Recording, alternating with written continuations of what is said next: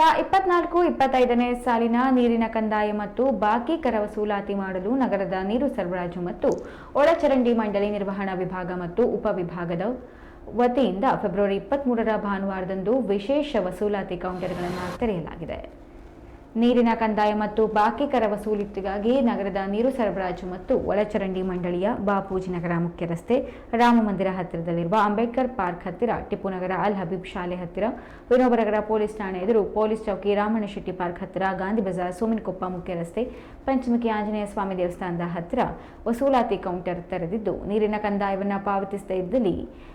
ನೀರಿನ ಸಂಪರ್ಕವನ್ನು ಕಡಿತಗೊಳಿಸಲಾಗುವುದು ಎಂದು ಕರ್ನಾಟಕ ನಗರ ನೀರು ಸರಬರಾಜು ಮತ್ತು ಒಳಚರಂಡಿ ಮಂಡಳಿಯ ಸಹಾಯಕ ಕಾರ್ಯಪಾಲಕ ಅಭಿಯಂತರರು ತಿಳಿಸಿದ್ದಾರೆ.